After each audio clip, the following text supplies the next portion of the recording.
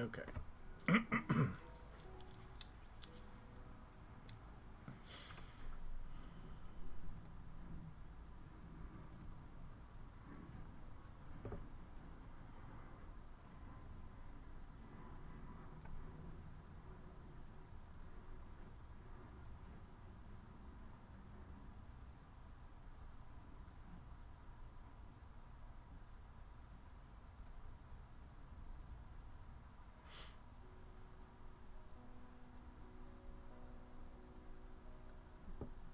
we go.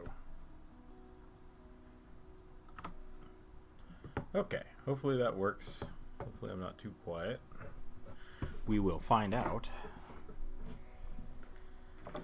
as we go.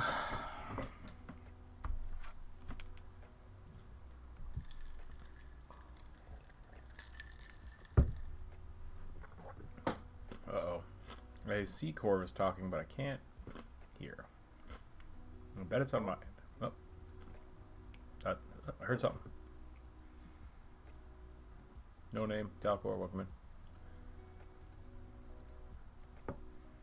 Hello? Can you hear me? There we go. Yeah, I wasn't talking. Oh, okay. I just saw the green light flickering, and so I was like, uh-oh. I broke I everything. think it's picking up background noises and me having the mic. My microphone just randomly died yesterday. Or I guess it was Wednesday. And I don't know why. So I'm using the old Snowball until I figure out if I want to buy a new mic or just use this for a while.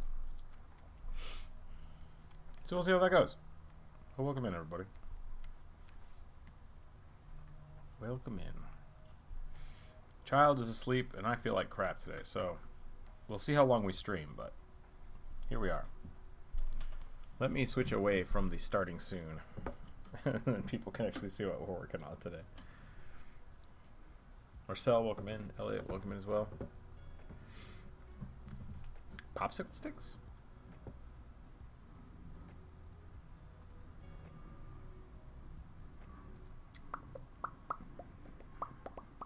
There we go.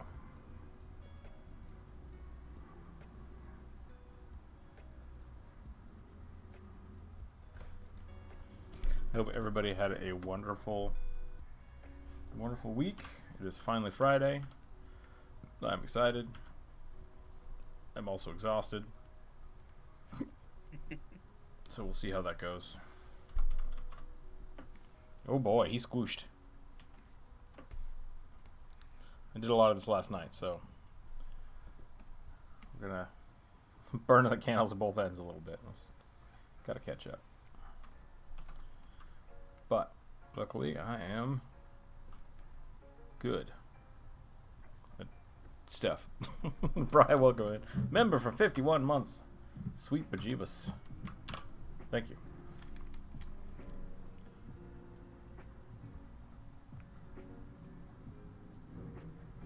Watching from, I don't know how to say that, DJERBA. Durba? Durba? Is it Durba? Is that how you say that?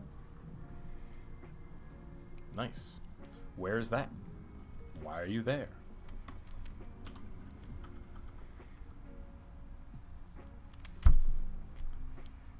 Hello, hope you guys are doing well. Yeah, I'm doing pretty good. Welcome in, Dragon Turtle. Tough week for me. I had to say goodbye to love German Shepherd. Oh, I'm sorry to hear that. It's no fun. Durba. Tunisia. Neat. Brian, welcome in. Thank you for the membership. One of these days we're going to make more emotes. It's on my list. But I'm trying to catch up on commissions. And then we'll do emotes. Hope your week is going well.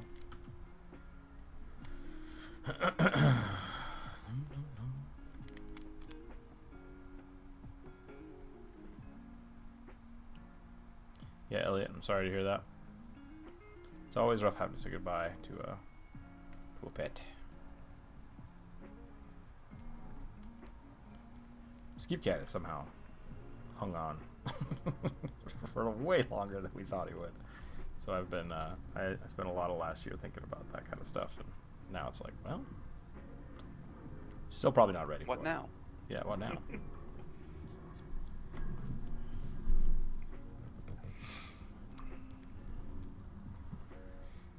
This is our... I think this was a Warforged Swarm Keeper.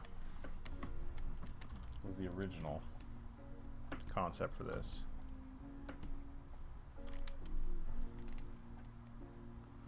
I liked this concept originally. This is the original sketch I did. But I don't like... This looks like robotic and weird. So I want to make the scarf a little more flippy floppy. Chilling while my power gets fixed. Oh no. What happened to your power? If your power's out, you can come hang out over here, Dalcor, if you want.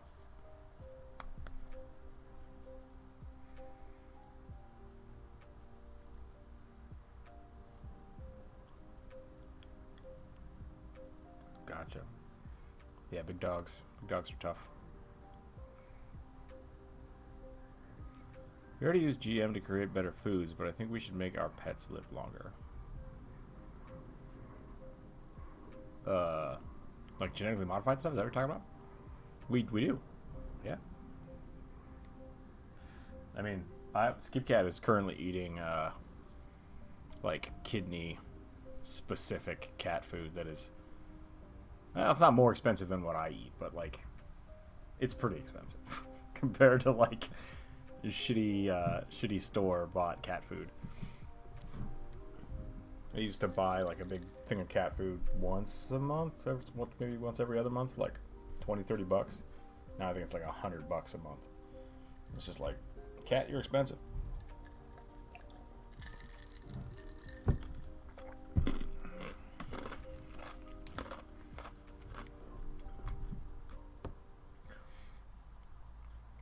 And Pixel needs the allergic hyperallergenic crap because it makes his fur, or makes his fur really soft, but like makes him really itchy.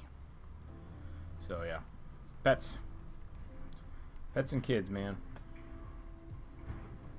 make the world expensive.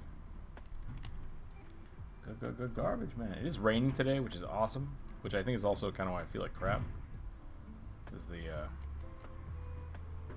all the dust and pollen is just kind of being compacted into my brain. So it wasn't light, so now I'm both starting to heal physically and emotionally. Yeah. Yep. Thinking about transferring genes from which aren't after they reach adulthood. So you're talking about like, oh, actually genetically modifying the dogs.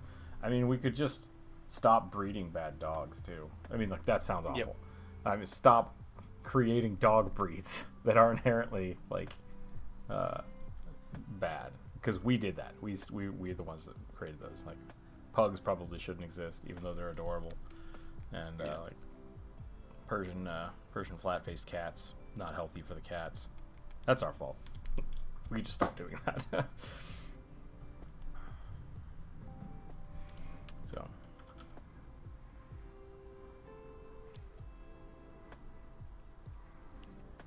Skip Cat is a... Actually, I don't know what's... He's a tuxedo cat, but like... I got him from a... he's on the news somewhere out there. He was on the news one morning of like, someone should adopt this cat. And I was like, yeah, alright. I just went and did it. I found him sitting in a litter box. I was like, that's a good cat. I'm gonna take it. And then Pixel, on the other hand, was like a farm field cat that Mama had kittens in a business. And so we're like, well, we gotta do something with these cats. So now we have a cat. So he's a barnyard cat almost, or would have been had it not been for us.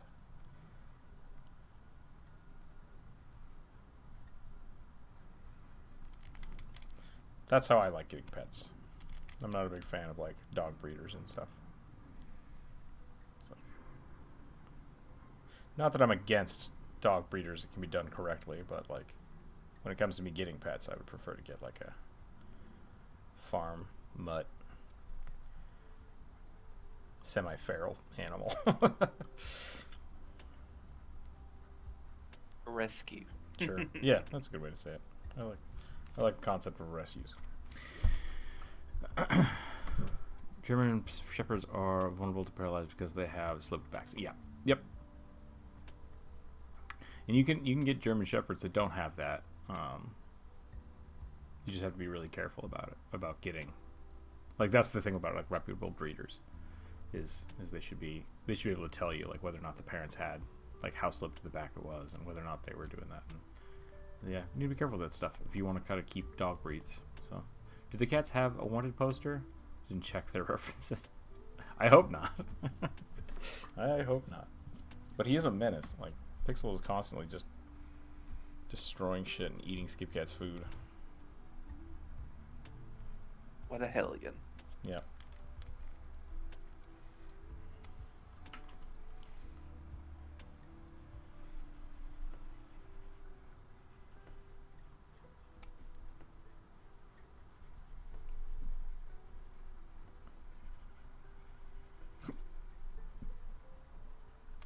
Yeah, I want to change this. I really like the idea. I like the idea that the scarf is like whoosh, but the placement of it is just bad. It's bad. So we're going to try to fix that. Pixel knows no boundaries. Yeah. Everything belongs to him. And everything is for him.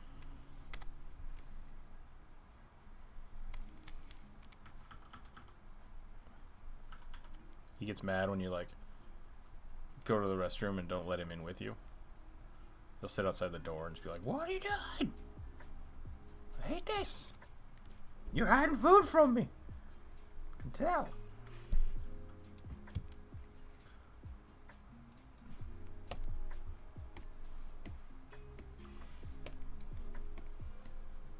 Hey, whoops. That was the wrong button. Oh my gosh.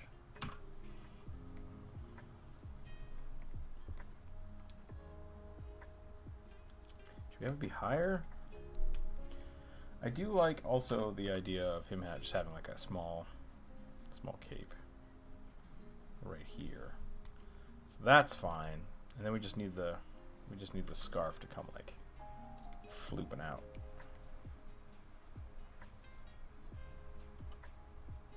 Maybe it can be a little more drapery-ish. I really like this, but it's just not working.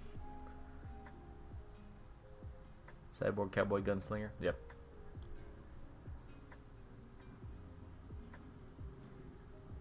Yeah, when you speak, yeah, he's a little avatar. I can also make him yell, but I don't remember if it's S. Yeah, it's S. If I get really heated about something, I can just like bah. But normally I just have him do this. This doesn't look quite right. It's supposed to be a double-barreled shotgun.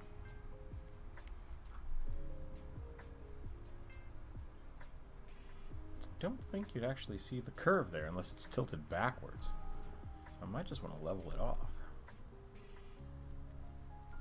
Something like that. Maybe a little bit.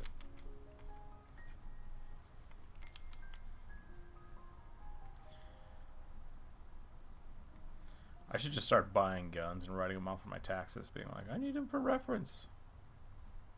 It seems like a legitimate business expense. Somebody call my accountant and see if that's... I wish I made enough money to have an accountant. That would be awesome. Life goal. I'm going to put it on the list. Life goals.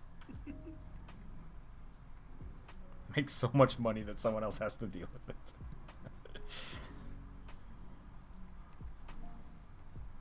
I'm a mild inconvenience. I guess that's creating jobs too, so that's good. Okay with that. Heck kind of looks like Alucards from Helsing. I can see that.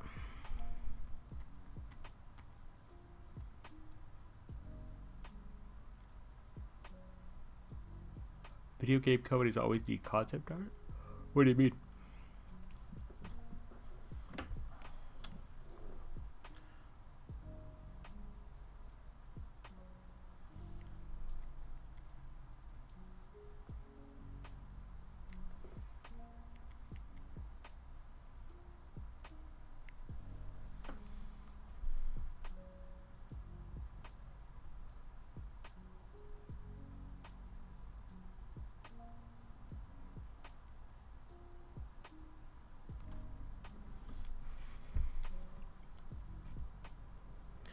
Like a big library of reference weapons could be a valuable asset to get hired. Oh, yeah.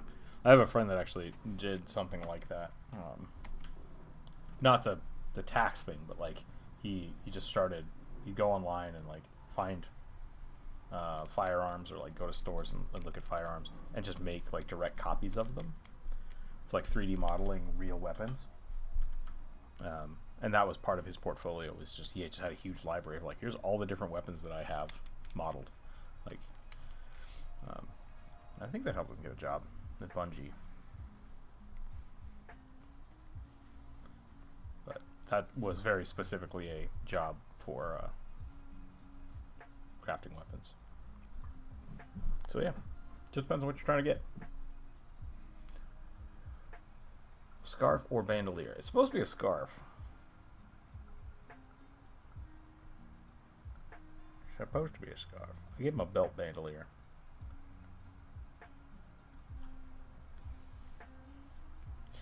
I tried to make my my 5e wizard yesterday, and it turned out okay. I mean, I just made an abjuration wizard that, and I gave him weapon mastery so he could use a two-handed sword. And I made him a variant human, and I gave him bonuses to like strength and stuff and constitution. He still only got like 24 hit points at level 5, and I'm like, that's not good. That's not enough. Yeah, you gotta get that toughness feat. Yeah. And then mixed with that, and like trying to find the abjuration spells to make that work. It's like, maybe I should build a fighter who pretends to be a wizard. Maybe that would be better than building a wizard that's pretending to be a fighter. Because, like, it's one thing to, like, go into combat and be like, I'm the best swordsman in the world, and then use the shield spell to, like, deflect something and be like, ha, parried. And then be like, that was a spell. It's like, no, I'm just mad skilled, right? Like, that was my concept. Or, like, True Strike. True Strike's really funny. I took Sleight of Hand, and so I wanted to take, like, silent spells so people wouldn't see me cast stuff. But, like, 5e is just so restrictive at lower levels that I think it would be easier to, like, be the barbarian that fakes being a wizard instead of the other way around.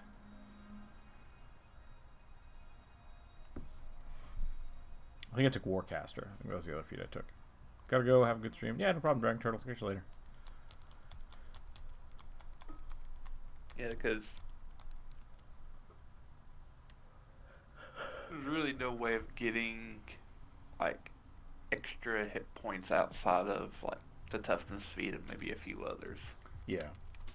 And, like, I could pick a race that, like, naturally has a higher constitution, but yeah, I'm not sure. I think my concept is just kind of stupid. Because really I could be an Eldritch Knight and probably do better at what I was trying to do. But I like the idea of starting with the wizard. I really want to make a battle wizard. Battle mage. I mean, there is the War Wizard. I don't really know much about it. What do War Wizard do? Is that alternative to Abjuration? Like, is that a school? Yeah, it's one of the many subclasses for wizards. It's like why wizards, the class, not the company, right, haven't had like new subclasses because they started out with so many. So they've only ever got like 2 new ones. War Wizard. Okay, here's the problem. Now, is this just looks like it's this strap, which is not what I want. It needs to come like off the back. So maybe I just don't need the scarf, or maybe I should put the scarf up way higher. But then it'll cover up the little mouse, and I like the mouse silhouette. So at second level, when you get to take the archetype, subclass line, you get Arcane Deflection. When you are hit with an attack or fail a saving throw, you can use your reaction to add +2 to your AC against the attack, or a +4 bonus against the saving throw. It's just like a duelist wizard? Is that what we're looking at? I mean, you had to be hit. No, I mean like. And when Okay, just keep going. This sounds good. let me finish before Yep, you. yep. When you use this feature, you can't cast spells or other than cantrips until the end of your next turn. Oh, that's So super easy. Yeah. Tactical Wit, which is also at second level. Your keen ability to assess tactical situations allow you to act quickly in battle. You give yourself a initiative bonus equal to your intelligence modifier. So you get to roll initiative with your dex and int. That's pretty awesome. Ooh, Then at 6th level, you get Power Surge. You store magical energy within yourself to later empower your damaging spells. You can store a maximum number of Power Surges equal to your intelligence mod, minimum of 1. Whenever you finish a long rest, the number of surges reset to 1. Whenever you successfully end a spell with the spell magic or counter spell, you gain 1 Power Surge. As you steal magic from the spell, you've foiled. I like it. Wizard Hunter. Yep. I'm gonna do it. Once per turn, when you deal damage to a creature or object with a wizard spell, you can spend 1 Power Surge to add extra force damage to the target. The extra damage is equal to half your wizard level. That's... I mean, starting out 3, but that, like, depending on how high you get, that can get pretty gnarly. Yeah, that sounds fun. I might do that. I'll try that out. I'll make a wizard that hates wizards. Yeah. Magic is evil. I like it. Then at level 10, you get durable magic. The magic you channel helps ward off harm. You maintain concentration on spells. While you maintain concentration on spells, you have a +2 bonus to AC and a saving throws. So, while maintaining a concentration on spell, you have more AC and a better saving throw. Which would be That's great neat. for things like Enlarge or True Strike or... Well, True Strike doesn't have concentration. It's just 1 round. So it would be things like Bark Or Skin, like maybe? something like... I guess also like if you're maintaining a sphere or like flaming sphere, a wall I think is also concentration.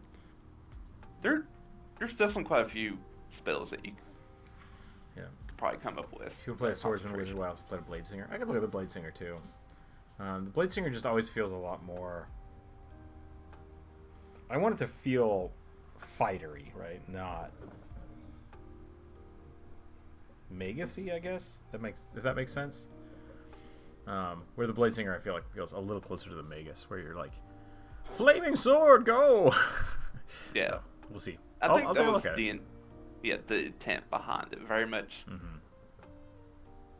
The Magus kind is of the really opposite fun. side of a Eldritch Knight, Yeah. where you're more of a wizard than a fighter. Well, the Eldritch Knight is a fighter over a wizard. If they were to strip the wizard to only stuff it could do well, which archetype would remain? I don't. I feel like the Gish is the only character concept that Paizo really doesn't want in Pathfinder 2nd Edition. The Gish, are we talking about, is that the Wizard Hunters? Is that what we're talking about? No, Gitches are a magical melee. So like what the Magus is supposed to do. Yeah. Yeah, no, the Magus is really good. I just tried it this last few weeks in Pathfinder 2nd Edition. It's really, really strong. It's really good. They do a weird thing with... Essentially, you cast a spell and then use an action to go into a stance. So, like, you charge yourself with that spell. So there's a little bit of a wind-up to it. But then on consecutive turns, whenever you attack, you automatically keep doing magical damage based on what spell you cast with it, which is cool. And then you can use your spell strike, which does bonus effects and does more damage. Usually it like doubles the damage of that bonus. but then to recharge your spell strike, you either have to cast another spell, which automatically recharges it, or use a focus spell, which is usually another attack. So you just like cast a spell, attack, focus spell on your next turn, cast a spell, spell strike on the next turn, focus spell to buff yourself or do an attack with it, and then spell strike again. You can just like bam, bam. It's a lot of fun. It's a little little. It's a little unwieldy if you're not used to it. Yeah, it's kind of juggly. You have to bounce back and forth between things. But but it's a lot of fun, and I made a really fun dragoon with it, which I didn't expect to happen. But they had spells like Blazing Dive. Blazing Dive, yeah. So you just you jump 60 feet and then explode. There's another one where you jump into the ground, you splash into the stone like water, and then pop out 30 feet somewhere else and that's really Land fun. Shark. Yeah, it was really cool. It was a really fun thing, and I didn't expect it to be that good. Just out of the box. The biggest. This isn't say that's bad. I get why they do it. I guess the biggest hurdle for the Magus into is like you said, juggling the actions, because it's you have to figure out all right, what am I doing this turn? Because a lot of people, a lot of Reddit players, let me just preface this, don't like the Magus because they always want to be spell striking because we do so much damage with spell strikes. Oh, yeah. I was well, yeah, but it's you're supposed to be doing that every other turn. Yeah, and so if you want to do it every turn. Yeah, if you want to do it every turn, you can, but that takes resources, right? So because you could every turn essentially. Do you have to cast a cantrip? So you have to cast a cantrip, I think, which is 2 actions, and then you could attack, which could be a spell strike. So you could just cantrip, spell strike, cantrip, spell. No, you might not be able to do it with cantrips. I'll have to double check. But the focus spells usually cost 1 action, and then the spell strikes cost 2. I think that's why. So if you have the focus points, you can either cast a big spell and then on the next turn spell strike, or focus point spell strike for as many focus points as you have. So it has a little bit of a wind up, but the cool thing about it is you can still cast any of your spells as melee attacks. So if you do want to just spell strike and then on your next turn cast a big spell, it's awesome, and then on the next turn spell strike again. So yeah, the activity is recharged, I believe. Yeah, and but they make the activity of recharging it fluid. It feels really nice to just go back and forth. So because you can also, I'm pretty sure, just take an action to recharge it. I'd have to look. Yeah, I think you're right. I think recharging it is an action. But if you do one of those, or you can use your focus points to, automatically do it, which is cool. So you don't feel like you're just wasting it. The child is awake, but I fed him before he went to bed. So, I just can't draw right now. My hand is now consumed by the child. Yeah. Yes. What's going on? Specifics for spell strike: you have to cast a spell. You have to use a spell that either takes 1 or 2 actions, so nothing above 3. Okay.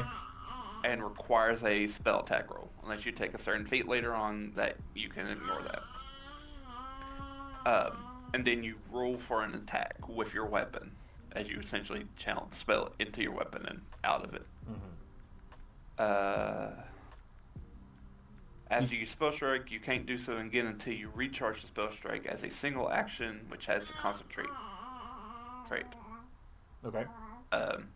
You can also recharge your spell strike when you cast a conflict spell, which is focus spells. Yeah. Okay. That takes at least 1 action to cast. Gotcha. So it's not regular spells; it is just the focus spells. Yep. Gotcha. Okay. I cheated. on Wednesday then. My bad. It's probably fine. It's probably fine. And then Arcane Cascade, which is the stance, you immediately can spend an action to go into it after you cast a spell or make a spell strike. Yeah. And then So. But you also don't have to. Just saying. Right. People are like, oh, well, I have to. I'm like, no, you don't. might as well. I mean, like, because it's Yeah. just buffing your weapon damage from then on, because you don't have to keep casting things. Once you cast it, you're in that stance until the fight ends. So you can just start. I took a spell strike that doubled it and made it AOE. So after you're in the stance, is that so? Tiny little dinosaur man. After you're in the stance, you start doing basically splash damage. You can take 2 actions and hit everybody in front of you on a cone. Which is like, blam! Yeah. Listen up. Ugh. You're getting close. You're getting close to being able to sit up on your own, kid. Not quite. Oh my goodness. Oh my goodness. I guess the other kind of critique I see people have of it, which I think is kind of valid, is what Paizo wants and what the community does are like 2 different things. Yeah. It's kind of the same So thing like with Paizo wants you to be using your spell slots for certain stuff, while everyone else is like, no, why would I use my limited resource spell slot while I could just use a cantrip or focus spell? And so Lars was having that issue too with the witch, because he's like, oh, I'm always out of spell slots, I hate this. I'm like, use your cantrips, like they're good, and like buy a staff, use the staff, because that's what they want you to be doing. He's like, yeah, but I just want to cast this. I'm like, buy a staff that has that. Like, that's the idea. So like, you can literally make your own staff. Yep, it's great. There are rules for this. Wizards are no longer supposed to use weapons, they're supposed to use staves, and if you do that right, Wizard is really fucking cool. Like, it's very powerful. I love it. A wizard vampire that eats spells to live, ? So he instinctively has to hunt wizards for spell levels? He could have a spell like counterspell ability, but only at his level. How does... That was for the war wizard we were talking about. Oh, okay. Was that a little while ago? It was a little while ago, sorry. Yeah. Can I request Where you a got power halfling-sized from dinosaur man? Respelling. I can put that on the list. I could probably do one, try to do a thing here. Hold on, let me get the list up and roll some dice.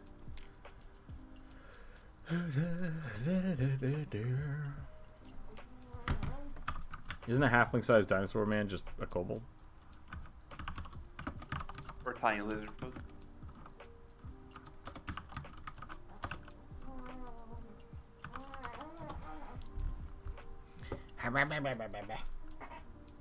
Don't. Kid. I gave him a big bunny plushie that I had when I was a little kid. And I turn around and he's got like the entire like ear just crammed in his mouth. And I'm like, choking himself. It's like, what are you doing? Don't do that, child. Don't do that. I can put this in my mouth. 2, a lizard folk berserker barbarian who looks like a Komodo dragon and an iguana. And then It says a hybrid between the two. Huh.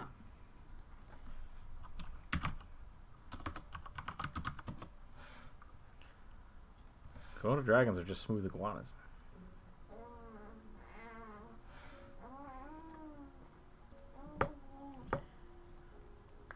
Anti-magic Inquisitor feels like it'd be a funny archetype to play. Yeah, that would be pretty cool. I had a friend play that once, and it was really good. Basically made him like a... Well, because it's an Inquisitor, he was like... You went to the Spanish Inquisition real hard. And he's just like, kill everyone that uses magic. It's like, what? He killed that killed that character off himself before the end of the first campaign we ran through. He did not enjoy playing it. Interesting.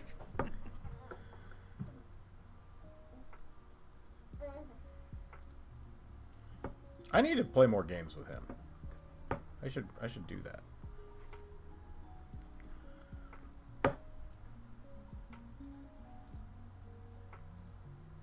There we go. Beep, beep. Okay. We're gonna draw this iguana boy. Why not?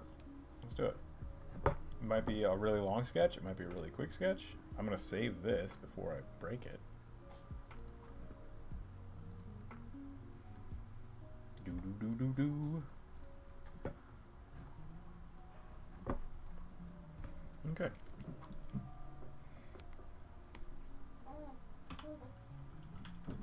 You good, kid? Don't choke on that bunny. Watch you like a hawk.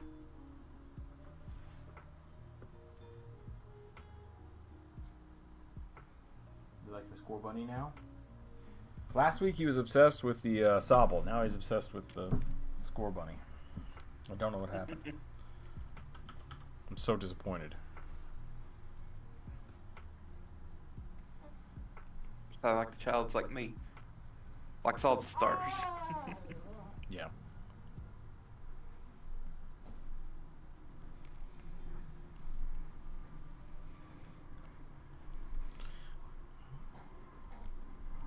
I played Pokemon Blue, I think. No, I might have Pokemon Red. I don't remember.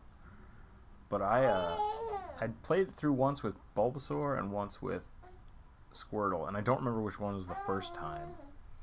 But I have a place in my heart for both of them.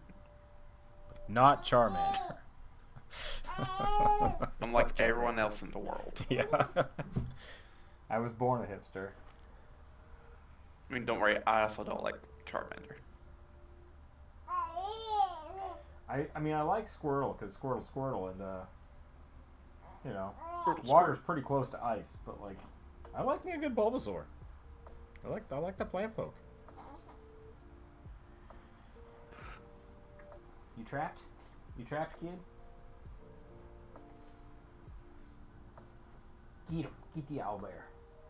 Get him!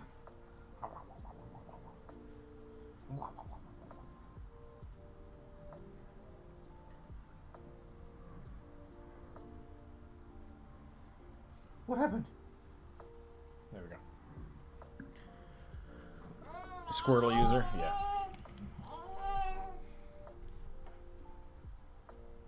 Trying to remember, like, I played a lot of Pokemon, so I played the game a few times. I played Pokemon Yellow and I played Pokemon... I think I had Pokemon Blue. I think my friend had Pokemon Red.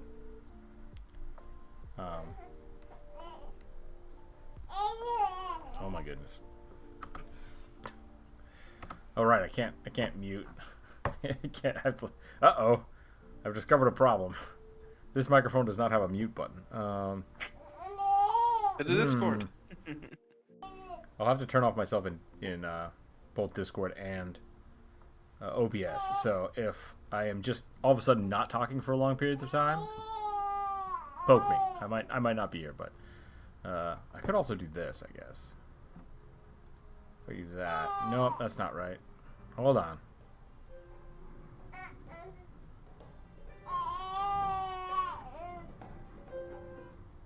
Nope, that's totally wrong. Oh, lordy.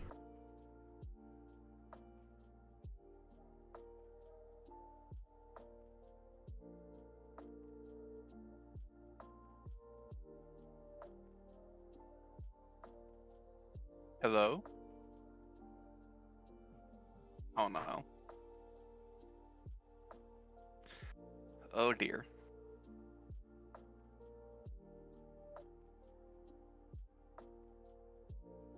I guess, can people hear me on YouTube land?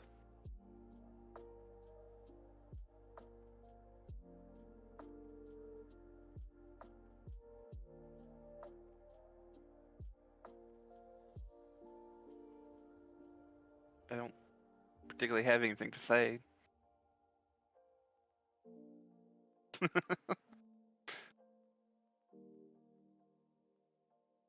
Hmm.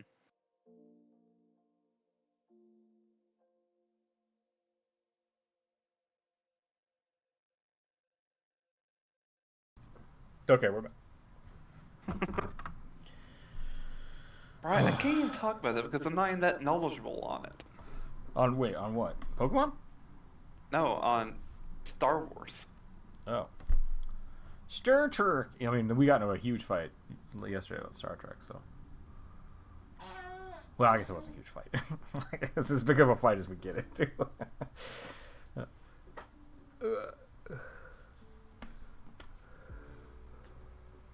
Still waiting for the new mage. Yeah.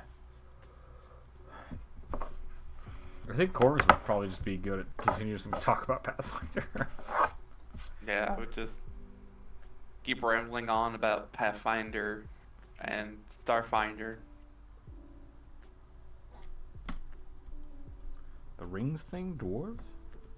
Oh, yeah. Like how everyone on YouTube land and Reddit land does not like the new familiar sage archetype. And I love it to bits. I was like, okay, there's something weird about me. If everyone else says, like, this is bad or boring, like, I'm just like, I like it. I mean, people like to complain. Yeah.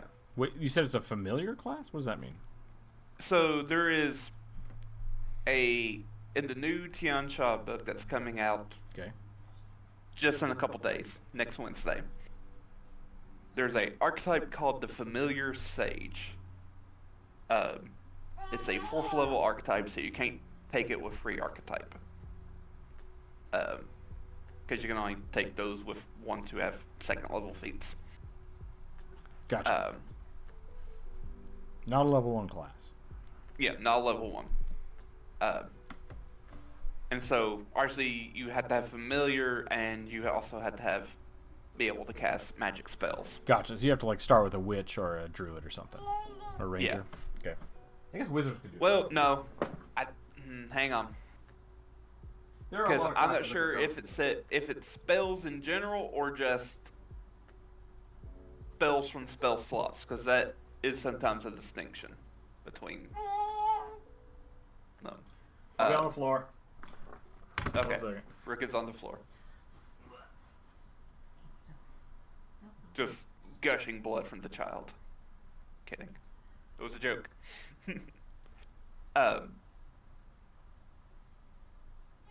And so, starting at 4th level, you... I don't even know what you get at 4th level for it. Yeah, you have to be able to cast spells. So I guess any class that gets focus spells can use it. Yeah, I mean anything that you'd have to be able to cast spells to summon a familiar. I think. I don't think there's any. Well, no, you don't. Well, like what's an instance of that where you wouldn't have a spell to do so? Because thaumaturges can't cast spells, and they can get familiars. Do they gain Also, access to the summon familiar feature, or what? How do they describe that? There is a feat where you perform a little ritual and you can summon a familiar. Okay, I would. But it's argue, not a spell because it's not a spell slot. Interesting. See, I would argue that in itself gives you the ability to cast at least the summon familiar spell. But summon familiar isn't a spell in 2E. But it's a ritual, which is still a spell. Well, they flavor it as a ritual. It's just a thing. Okay, so this is in Pathfinder 1. This is the thing with the dimensional dervish. Is that like one of the prerequisites is that you had the ability to transport, and like you could get that through some racial background features. Mm-hmm. But there's also like as soon as you get access to any spell-like ability that lets you teleport, like a dimensional door, they're like that's good enough, right? Yeah. So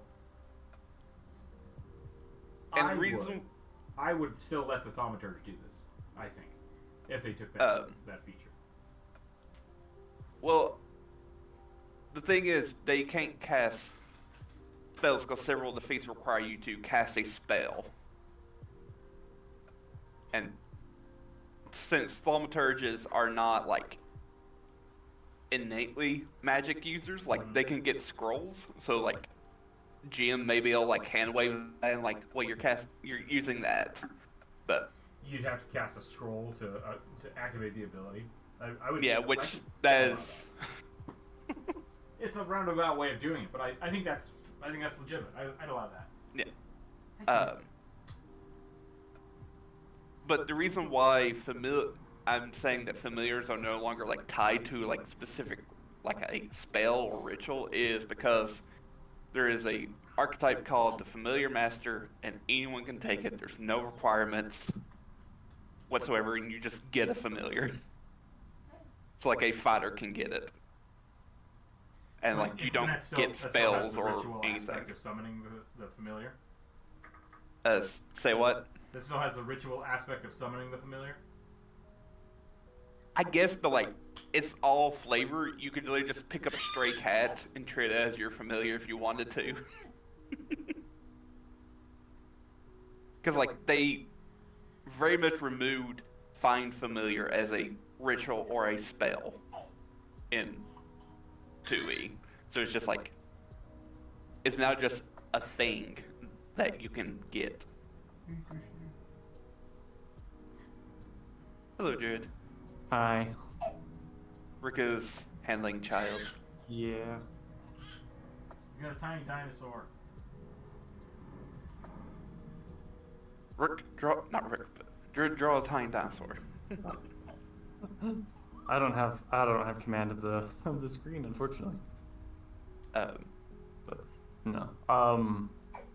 Yeah, I was sitting working on our encounter tomorrow, and I'm confused by Rook's confusion about the spellcasting action. No, it's not about the spellcasting action. It's the technicality of like the requirement of can summon familiar, because it's like, yeah, anybody can summon a familiar, but like, does that? I'd still, regardless of how you get it, would count that as spellcasting. It's just whether or not the like spell slot, same as innate spells, kind of. Yeah. But it's just where my bin's at has got it correct, as to my understanding. Anybody is allowed to learn ritual spells, and that does count as casting magic, but the magic is not innate to you. It is you manipulating the magic of the world. Okay.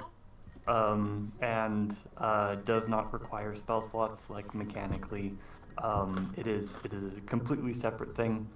Yeah, and yeah. Okay. Well. yeah, that's why I always like kind of push back when you said, "Oh, it's all spell casting." It's like, well, It's definitely yes, all in magic. world it is a spell casting, but like mechanically it's not spell casting. Gotcha. Okay. So for that is a specific action. we're looking for a Is specific to- tag that is has to be required. Yeah, exactly. Okay, And I think that's that's fair. where the confusion is, and I think that you are both correct, and I just jumped in to be like, we need to stop talking in circles about this. Yeah. Everybody's right. Is that it? Can you 'Cause- cast through a familiar? Some people can. That requires a I think it takes a specific feat, right? either a specific feat or a feature that you can give to your familiars. Because familiars in 2E are essentially like a modular thing. Like it doesn't matter what they look like. They're just you get abilities you can just slot in Yeah. each day. And generally, you can do a lot more with them in Pathfinder than you can in 5e. And Jeez, so yeah, I'm assuming because they just say the ability able to cast spells, that means focus spells would work. So that means like this could work for classes that only get focus spells. The requirement to generally to have a class spellcasting feature, which you can get with a dedication feat, can summoners be a familiar? Yeah. Can the summoner be my familiar? I don't know about that. Yeah, because I was looking at that when I was looking at the thaumaturge, right? Because I was trying to build like a wand slinger, Yeah. and it was interesting because yeah, they don't have any functional spell casting until you take like The scroll crafting feats. yeah. But then once you have the scroll casting feat, do you then have access to that entire spell list? And it's like, I would argue yes. Something I used to do, and this is where this comes from, is in Pathfinder 1, what I would do is you start with like a fighter, and then you take one level in cleric and one level in wizard, and that technically gives you access to all the spell school, like all the spell lists. Kid, what are you doing? Sorry, it's so Very cute. funny. Yeah. There are a couple of druid-specific spells you miss out on, but generally speaking, yes, you get access to all of the magics. And so from there, like making a crafter out of a like either a 1-level fighter or a 1-level cleric is pretty awesome, because you just like, you don't have to find somebody that has that on the spell list, because you do have it, you just can't cast it, which is fine. And so like you can do a whole ton of stuff with that, and it was really fun to have especially because the weird thing about 1E was that if you were a cleric, I think you had use magical device, but if you were a wizard, you had spell crafting, and those were two different knowledges that were like not really compatible, and one was for scrolls and one was for wands. Yeah. And so it's like, if you had both of those, you can just effectively use any magical item at that point. You're just like, yeah. So I wanted to do something like that with the thaumaturge, and the thaumaturge just got really weird really fast. Yeah. Yeah. Because I'm looking at it. the scroll feat line essentially has the alchemist issue. You now have access to every single spell in the game. Mm-hmm. And it's just like, oh no. There's a feature I took for, it might be Finite, where you can basically look into your bag for something that you bought earlier. No, it might have been my investigator that I did this with. But then there's an upgrade to that where you can basically pull a scroll out of your bag with like up to a level 2 spell that you had purchased or prepared earlier. And so I was like, yeah, I'm going to use that. And I'm like, oh my god, this could be literally any spell. I have to look for... That's level 1 or 2. Yep. Yeah, and this is like any level 1 or 2 spell. And it's like, holy crap, this is going to get bananas. Heal, harm, bless, bane, everything. Mm-hmm. So, yeah, it's... Also, Thaumaturge also gets talisman crafting as an option. Yeah. You don't have to take it, but it's like... It's... No, thank you. It's just a lot. Gotta go, no problem. No name. But yeah, anyway, back to what I was trying to talk about is a lot of people were a little bit disappointed with the familiar stage, because like all the really cool stuff happens at later level. I was like, but like, I like all this other stuff. Something weird about me? And the answer is yes. Yeah, I would not necessarily say that. Like, Paizo definitely is trying to make something to appeal to everybody, right? Yeah. And I don't dislike it. Granted, I like everything that I've heard about it has come through you. I haven't looked at it myself yet, so maybe that's colored my perception, but Because like there's oh yeah, probably shared it. Never mind, I don't have to.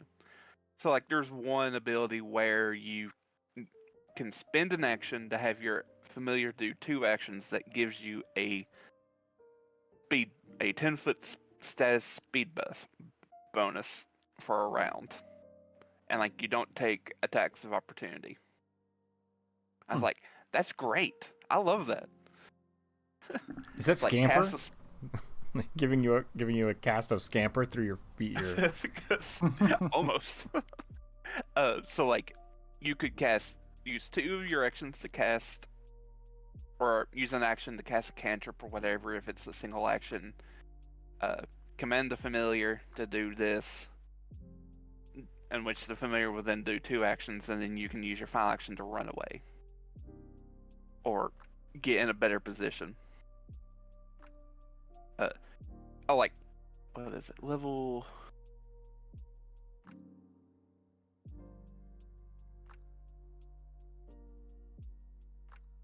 I think it's like 17th level. You get to turn into a phoenix. oh. Or 16th level.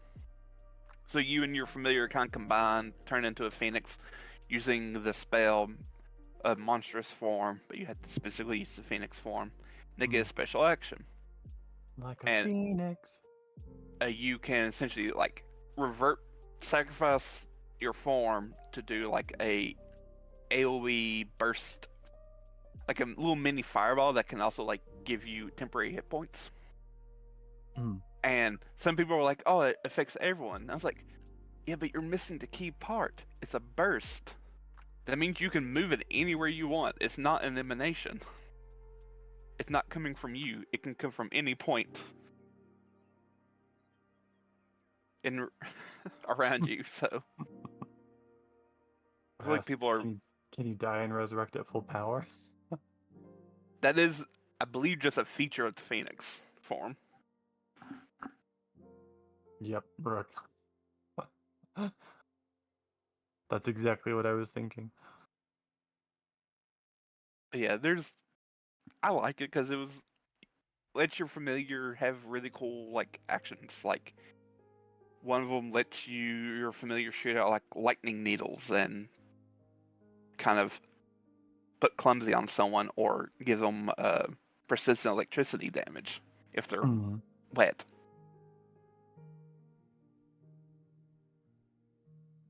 Off topic. Does anybody have a blue snow? What's a snowball? Yeah, blue snowball. And know which one is cardioid? Is it 1, 2, or 3? If you have no idea what I'm talking about, don't worry about it. But I don't want to Google it right now. I should probably just Google it. Hold on a second. I do, but I do not know.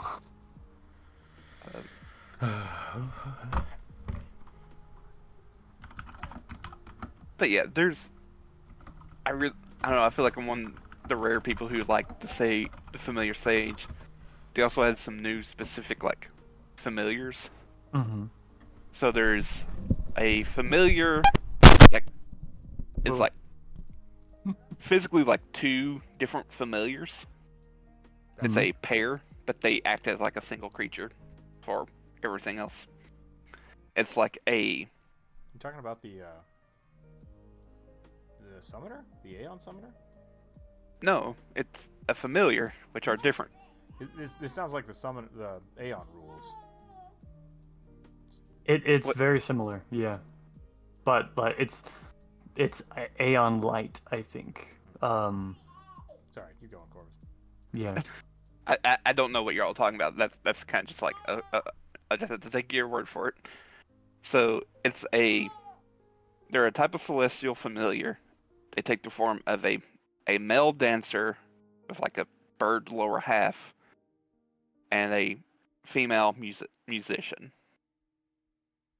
And they get to like do weird like cool interactions with each other. Like the musician can play the song, which then can fascinate people, while the dancer can then like do a dance and dazzle everyone. And like a 30-foot radius. Since we're starting new weird stuff for the campaign, Mm-hmm. can I bring my summoner tomorrow? Yeah, if you summoner? want. Hell yeah. There will be giant squirrels aplenty. The goal was to bless the baby. The goal was to reduce the number of characters on the table, but I mean, I already killed off the tree. What else do you want? Finney's not going to be back until they redo Alchemist, which I'm liking the way Alchemist is looking, but I'm going to wait until it's released before I try to fiddle with any of that. It is released. Is it? I didn't think the book was actually out yet. Oh yeah, it's been out for like a month. What? I mean, not almost a month now. It came at the end of came out at the beginning of this month.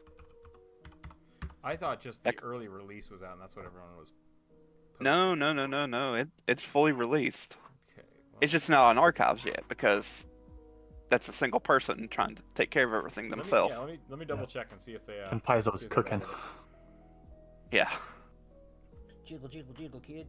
And if that's the case, I'll kill all of my characters and just play Finn. You can easily be forgiven for not realizing that it was out. Paizo has been producing and releasing an awful lot lately. Yeah, especially this year. It's like every other month is like a new either source book or a rule book coming out.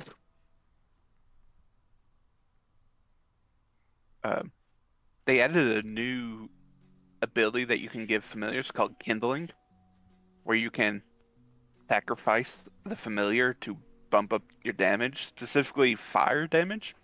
Interesting. Kindling. But actually light them on fire. Yes, because there's a lantern wisp that you could just burn and then bump up a fire spell. What is new with Paizo? So Paizo's re-releasing their core. They're re-releasing all their books without the D&D crap in them. Yeah, Essentially now, everything renamed. Everything's renamed. A lot of stuff reworked. Yeah. Some of the mechanics clarified. Some of the new heritages and feats and stuff. Yep.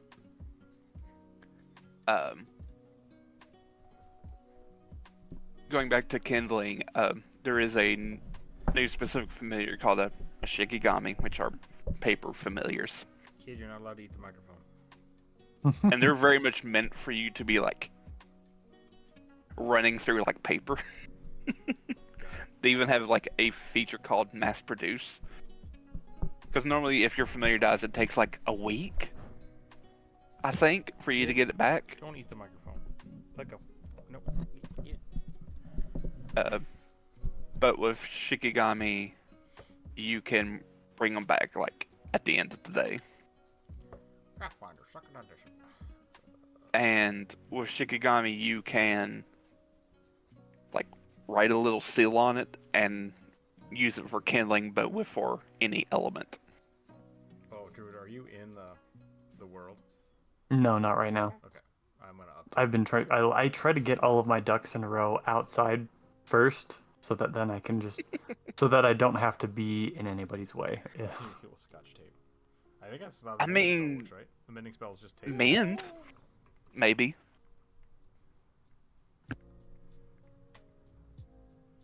I'm not sure. I know 1E's like repair and production spells a lot better than 2E's. Probably was just asking. I was kidding. Yeah. An update is available for Pathfinder 2nd Edition, but it's not installed because it requires a core software version update, which is not yet stable.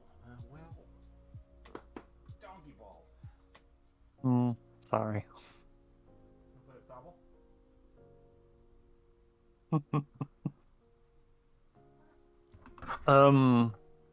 A while ago, Elliot asked if there are any paladin-y sort of archetypes for the Inquisitor, and like, Yeah. there's a lot of. I mean, the Inquisitor is essentially a alchemist paladin, isn't it? Kind of. Or is it an alchemist rogue? I think it's an alchemist rogue. I could be wrong. But there's. Yeah. I just I wanted to back up and answer it because I was looking through the archetypes, and like archetypes are for anybody, but there is, it depends on the flavor you want. If you want like a knight in heavy armor, there's like 3 Hell Knight archetypes. There are 2 knight archetypes, the Knight Reclaimant, the Knight Vigilant. If you need like to be if you need a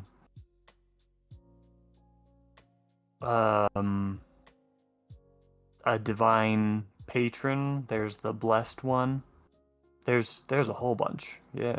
So you really should there's the Cavalier if you want to be a mounted knight. Yeah, so there's a whole bunch. So it really depends on like what specifically you're trying to build. You should probably take some time to look through Archives of Nethys.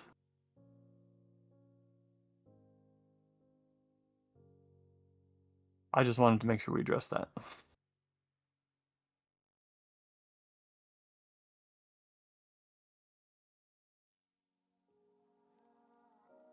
Cultist Hunter? There's a couple. Ooh, let's see.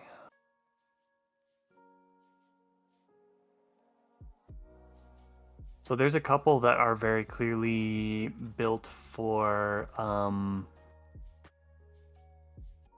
like adventure paths. Let me see if I can find one of them. But they're like, that's kind of the hunter that they've got behind them. There is a bounty hunter one, and you could probably make that one work. It's probably the most general. there is one called the Bright Lion, and where the Bright Lions is like I'm not sure if they're lawful good or whatever, but they're like a generally beneficial to society aligned group of people, and they are specifically about counteracting the dark influence of the God King Walkena. So you could probably take that one and do some reskinning, substitute in some names of things with your GM's approval. Let's see.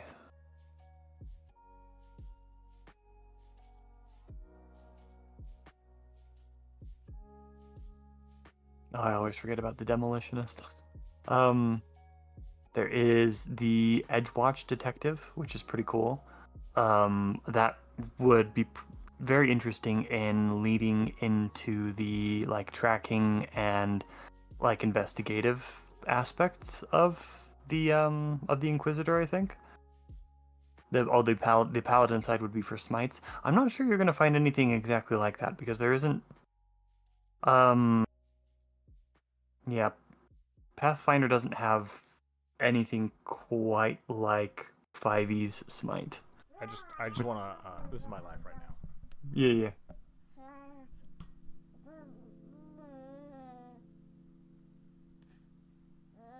Well, now he's not doing it.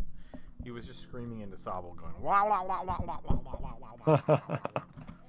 Making Sobble noises. I'm back. Welcome so back. I will be muted for a little bit. Sounds good. Well, jeez, thanks, Rook. Bye.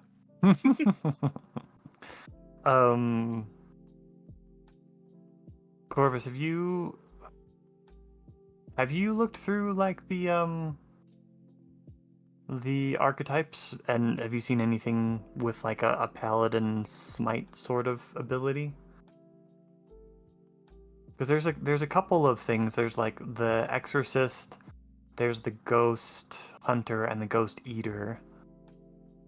Well, champions now can smite. Yeah, Sort of. I think Elliot's looking for something specifically to augment the Inquisitor. Investigator or Inquisitor? Inquisitor, he says. I don't. Oh, that's a good point. Always Is mix there? those two things together? Like they're the same. Yeah. Thing in my head.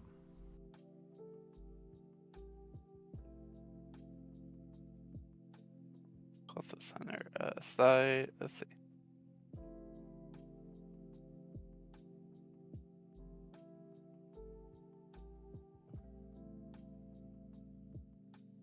If it was just shield stuff, that would be like defensive stuff. That would be pretty easy. The Bastion is like it's very vanilla, but it would be that.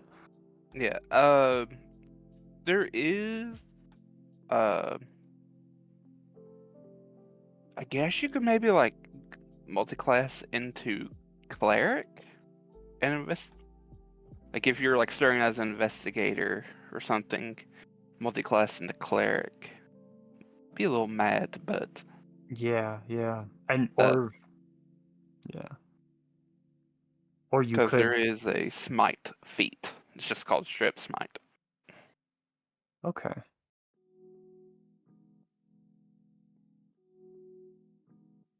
Which like I believe allows you to like add spirit damage to your attack. Probably. Let me see.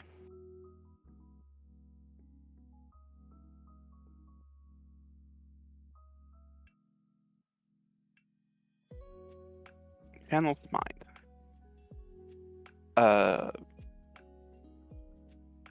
Yes. You're good. The baby hasn't been coming through the Discord, so. Mm-hmm. But yeah, if you're like, I don't really mess with a lot of archetypes, so. I'm trying to think. Yeah, because there's like, the Exorcist would probably be a good one. Or Either that or the what's it called? Soul Warden? Is that what it's called? Yeah. Does it require you to be like a worshiper of Pharasma or Yeah. a Psychopomp worshiper? Mm-hmm. And you get like a lot of undead hunting abilities. Right. Yeah, Elliot, if you're looking specifically for Smite, your best bet is probably finding either probably finding a prestige class. Yeah. Unless you're like, if you're like talking specifically 1E, I don't know much about 1E. Yeah, because there isn't an Inquisitor in 2E yet, is there? Mm-mm. And probably won't be. Because they are too problematic. I mean, you think the Spanish Inquisition is problematic? You liberal. Just saying. No, I am just joking. Yeah, I've not played an Inquisitor. I just know it's kind of like a mix of a ranger and a cleric, or ranger and paladin. Okay. Yeah. So I think that might be why I'm so confused all the time, because that's what I think my friend played, which would have been a prestige class, not not a regular thing. So. Yeah, because there is a just straight up Inquisitor class. Yeah. In 1E. Which I think that's Alchemist and Rogue. But because it's one of the hybrid classes, I think. Let me look. Yeah. It's 3/4 attack. So at 20th level, 3 attacks. It's not a hybrid class, it's just a base class. Is it a base class? Wow. Yeah, so not a gore class, but like base class, which has like a Alchemist, Cavalier, Gunslinger, Magus, Okay. Summoner, all that stuff. Gotcha. So They had a judgment. Okay. yeah, so you pick like a Inquisition, which is like different things. So like a Oh lordy, kid. like a crime Inquisition, Mm-hmm. stuff like that. So Sorry, YouTube.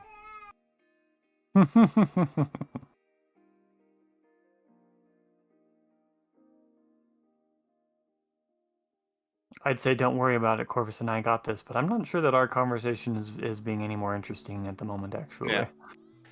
Also, Inquisitors were specifically like ranged characters.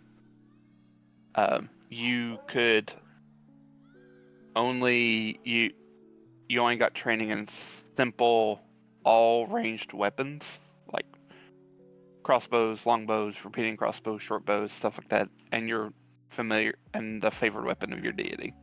But like they're 3/4 base attack bonus and 3/4 spellcasters, so they get up to 6th level spells and up to 3 attacks.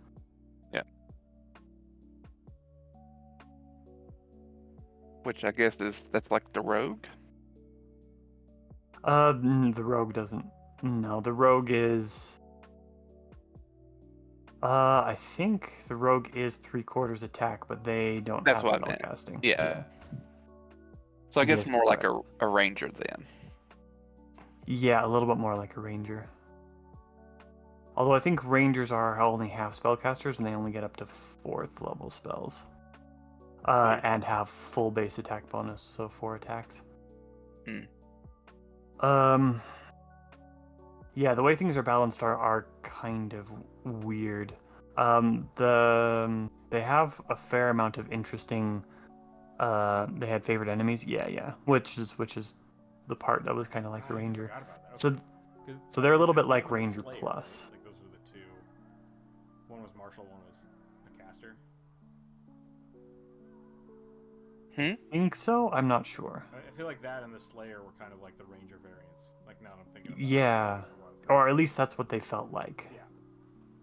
Yeah, because like the Slayer is a hybrid class of Rogue and Ranger, while the Inquisitor is just its own like separate class. The Yeah, Rangers but were borrows a variants. lot from Rangers. Yeah. Yeah, they were And, like like- Rangers with domains. The child was hungry. You also get like a lot of teamwork feats.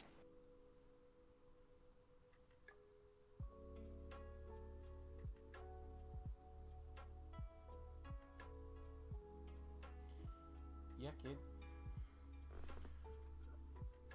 But yeah, 1E scares me, so I've not played it. I've tried playing it. Yeah, I tried to get you to play some more, but to no avail. That's fine. Yep. Yeah. 1E was kind of a lot. There are still systems from 1E that I desperately miss. I was really, really hoping that Touch AC was going to make a comeback in 2E, but it did not. I'm okay that Touch AC is kind of gone. Yeah, I don't think we really miss out on it, but I conceptually I really loved it. I think it conceptually like it does make sense in some aspects, but Yeah. it's just like it's too minute for like it does make guns way more powerful, which is cool. Like, Yeah. Like, And some spells. yeah, and some spells, but it adds a whole level of making monks more powerful and like making you need more stats. So it is just a layer of complexity, right? Yeah. I do think that 2E currently misses out a little bit on the combat maneuver bonus and defense. Yeah, that's the one. Like going from the combat maneuver defense and stuff to the athletic. Having it all wrapped into athletics. I feel like that's too simple. That's Yeah. frustrating. It also I agree. But once again, it's kind of one of those things that like it allowed for some cool stuff, but it also, if you decided to put all your points into that, it made you like godly. Yeah, it's true. It was just like, That was- I that grab was- you, yeah. and there's nothing you can do about it, and I kill you. It's like cool. Yeah. Whoops. It honestly was a mechanic that like you didn't have to engage with it at all in order to play the base game, but if you learned how to use it, you really got rewarded for using it, and if nobody else knew how to use it, then you were broken. Oh, you almost did it. You can do it. You're so close. Anyway, yeah, Elliot, I still go back to 1E for wondrous items and for ideas for niche magic items. 100%. The other thing with that is like 1E is really just revamped 3.5. Yeah. So like at that point, go back to 3.5. Like 3.5 is a bunch of cool shit. Yeah. I'm afraid of 3.5 though because it got broken. Yeah, Oh, the first edition Pathfinder. Yeah. If you stay But- below level 12 in 3.5, you're fine. Like Okay. once you get beyond that, stuff starts getting real weird. Mm-hmm. I have looked through 3.5 items as well, but I tend to fall back to Pathfinder a lot more. Probably because it's the first TTRPG that I really learned.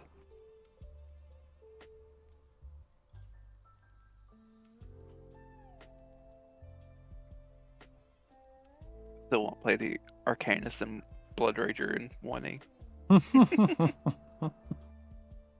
As those were the Yeah. classes actually made the characters for, and then Yeah. The Arcanist is really cool. It's just a lot. yeah. Do you want to be a wizard and a sorcerer at the same time? Yes, I do. Mm-hmm. Sometimes feat chains give you an idea how to progress. Yeah, totally. But also you have to keep track of like what's prepared and what's not prepared. What's Mm-hmm. So the kiddo is really close to being able to sit up by himself, and so he's doing like crunches, right? Just Mm-hmm. rage crunches, and now he's just like almost got it, and vomit. It's like great. Just vomiting everywhere. It's something babies do.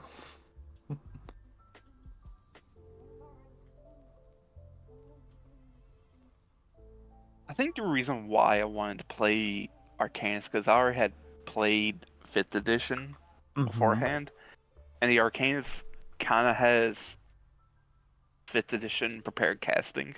Yeah, yeah. Some there are parts about it that look a lot like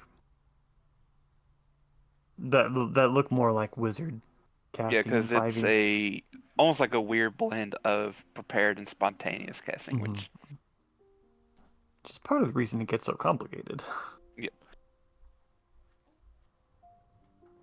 because I don't know. I like the idea of like, oh well, I have these spells I memorized today. I get to cast them at any level I want. Nope. Mm. Yeah, 5e wizardry is weird to me. It just I don't understand it. What do you mean? I What do you mean, don't I built understand? my wizard last night, and I was looking at it, and I was like, "How is this not just a sorcerer?" I'm so confused. Because you get to prepare your spells.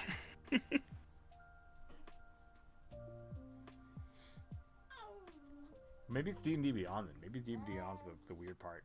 Because it seems like I could just cast the same spell 5 times. Yeah, you can. Yeah. So If you have enough spell slots. But that's not prepared casting. it In is 5e, it is. in 5e it is you don't prepare your spells by picking the slot. You prepare your spells by choosing a list of spells that you will have ready to use your spell slots for. Yeah. What the hell do sorcerers do?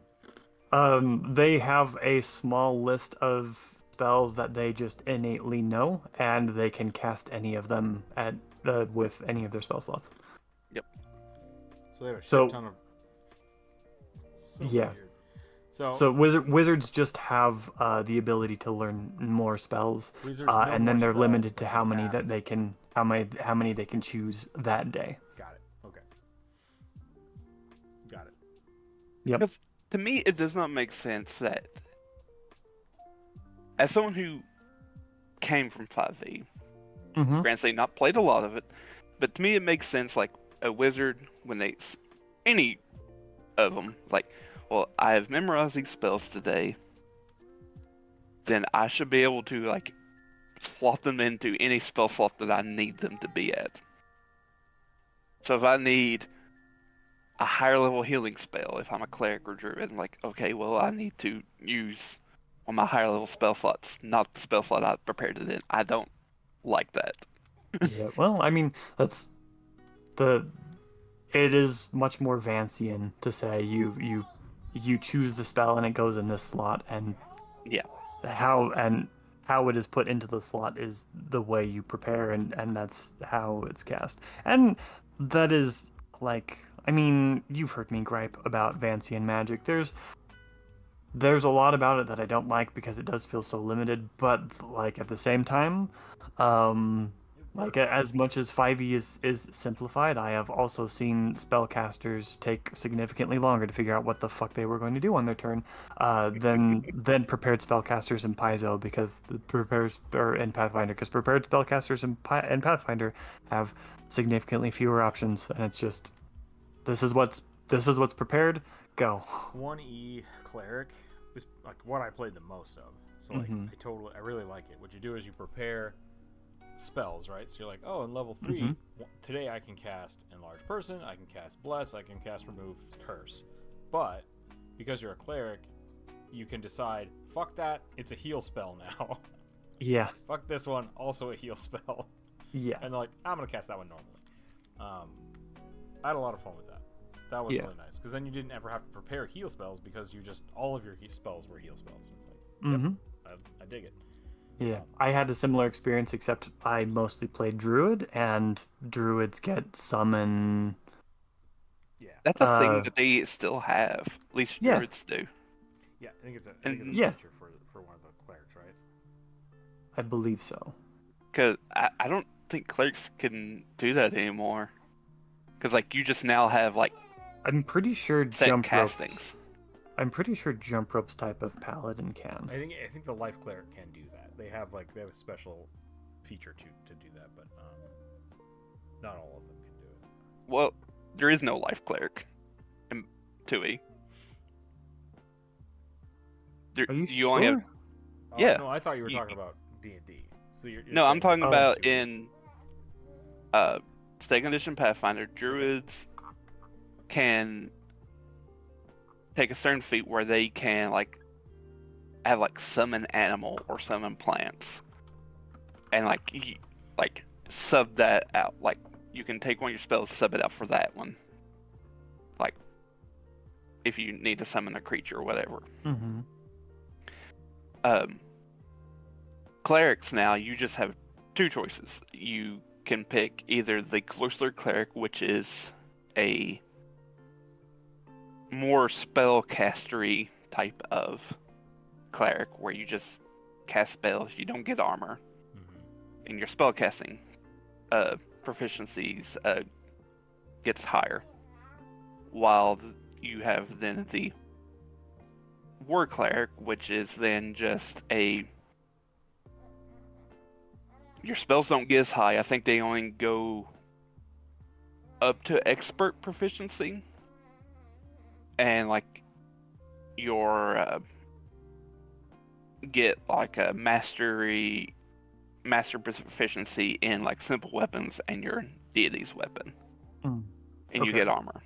Yeah. So you're losing more potent spells for slightly better combat skills.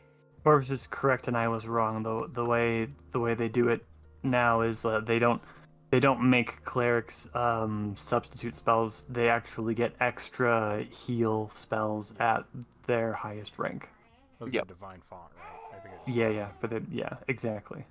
And so at like 10th level, you would have 5 of them. And it's no longer tied to your charisma, Yeah.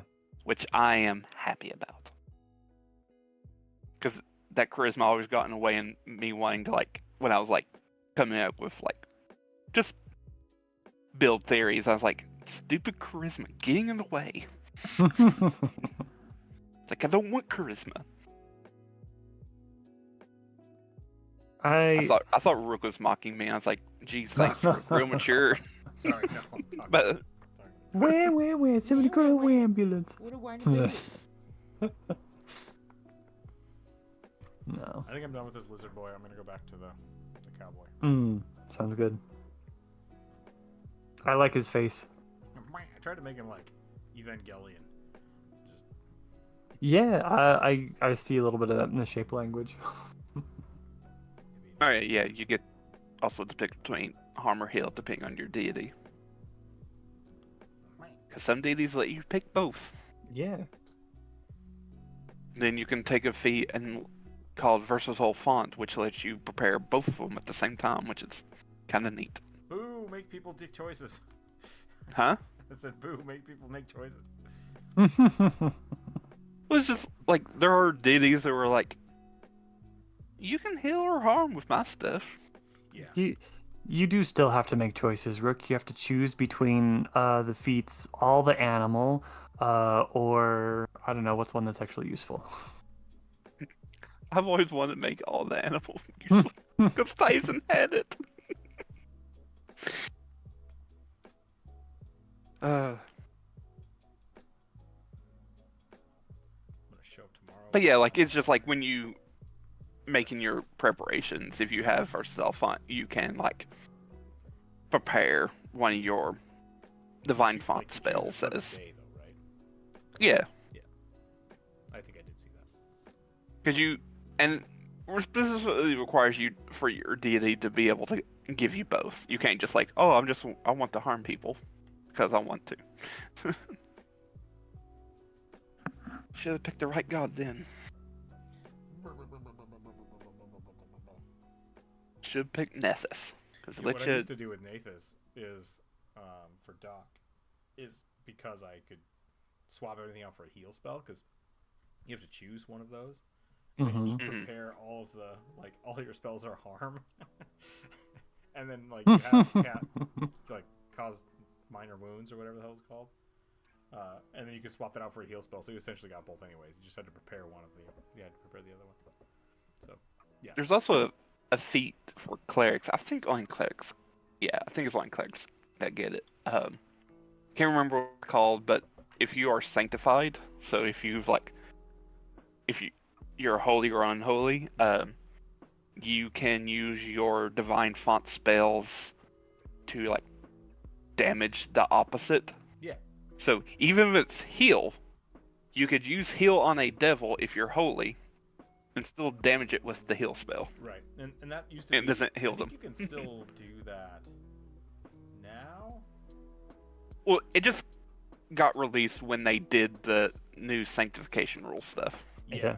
So with the way clerics used to work, which I really miss, is having the channel divinity thing. Yeah. Mhm. To where you could... Hey, don't eat that. Eat it. You could... Basically, you would choose which one you do. So you always channel positive energy, and so you could use that to heal people or harm undead. But the problem is that unless you took a feat, you didn't get to choose. So it was just, you fill 30 feet of area with positive energy, it heals everybody and damages all undead. So like, if you were fighting regular people and you use that, it would heal the enemies too, unless you took selective channeling, which I almost always did. But like, I always thought that was really fun. I thought that was an interesting thing. It's just like, yep, I'm just a circle of healing. Fuck all the undead. You still get to do that. Do you? I thought they got rid of the... I thought it was... Oh, because it's a focus spell now. It's no longer... No. So, heal is just a normal spell that, depending on how many actions you choose to channel, put into it, you're right. changes it. I didn't think of it that way. Because one action is the touch heal, 2 actions is a ranged heal, or attack, Just kinda put it in and the 3 heal actions spell. is the AoE. I didn't think of it like that. Because like with Nathus, another option you could do is you could use those channel energy points, because I could do it like 8 times a day, based on your charisma modifier. Yeah. Is I could throw my weapon and use my wisdom for the damage, just like, and then have the weapon come back to you. That was really fun too. Yeah. So the confusion Rook was having, Corvus, is that the channel divinity that he's talking about that did that was a class ability, and it was not magic. It wasn't Not tied to a spell. Correct. Yeah, It exactly. was more like the 5e cleric channel divinity, I think is what it was. the turn undead. This is the feat I was talking about. Divine That's cool. Castination. Yeah, I forgot that they mixed it in with the heal spell. Like, it's kind of an interesting way to look at it. Yeah. And the same thing I was applies so to happy harm when as they well. did that. Yeah. I was so happy when I saw that they did that. I was like, ooh. I haven't looked at the harm spell. Can you do the harm spell as an AoE? Yeah, it's the Yeah. exact Oh same. my god. It is the exact same as the heal spell, just negative. Yeah, just be careful if you have a party of living people. I'm just not worried about that. I'll bring them back. I've actually done that a few times while playing. It's been like, sorry everybody. Just like drop the negative energy. It's like, why? It's like, it's fine. I'll fix you later. My eyes. But yeah, that channel divinity thing, like the way we used to do that was so good when we also did the like double healing out of combat. So it's like you get out of combat and just like and just give everybody a ton of health back. Mm-hmm. So it was nice. I really missed that, but I didn't. Now that I didn't think about it being in the heal spell, so I might have to rethink about whether or not I want to play a cleric. Not right now. Yeah, because in general. Because if you're going with like just the straight up castery cleric, where you won't be inserting attacking with a weapon, that like opens up a lot of things, because like you can get more focus spells, because you get a free feat if you take that one. So you automatically start with one of the domain spells, and then you could just take it again at 2nd level. Just have all the domains of your cleric or deity. All the focus spells. We should look at my summoner. Yeah, we should. I'm very curious about them. I will be excited to see how they function in a fight. I think I got stalled out trying to figure out the wizard spells with Path Builder, because it's kind of the same problem with Alchemist, and that's just like, oh yeah, you get, I think it's 2 spells per level. So at level 10, I need to pick like 20 some spells, but I need to pick them at the level at which I would have been able to choose the spells. So Yeah. it's like, ooh. And then mixing that with the way that they remade Summon Monster, it's like, do I need to prepare these as upcasted spells? But do I have to relearn them? I don't know. When you say summoner, do you mean like summoner class or just summoner as a archetype? I think it's an archetype. I think I built him as a wizard. Okay. With the not transmutation. The boundary, probably. Yeah. That's the summoning one. Yeah, there is a summoning one. Basically, whenever I summon a creature, I can give it a little bit of a boost. Yeah. I think because you're a wizard, you do not have to relearn it at a higher level. Actually, I don't think. I think it's just heightened, yeah. So I think Yeah, you just got prepared at a higher level. Yeah, you just prepare it at a higher level. Yeah. The weird thing about that school of magic is like, it's like, oh yeah, your summons are slightly better. You also learn Mage Hand, and it's like, okay, I guess that's a summoning spell. But like, Yeah, kind of. Because Mage Hand now is just like you summon like a literal floating hand. Yeah. It's not like telekinesis. Give you Unseen Servant and something else weird. Yeah, because the Boundary School is like a mix of necromancy and conjuration. I was looking at the necromancy feats.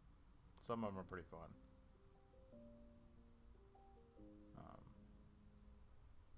But really what it does is it's just like, oh yeah, you summon monster. But they also gain the skeleton. It's like, hell yeah. So it is just giving you a little bit of a buff.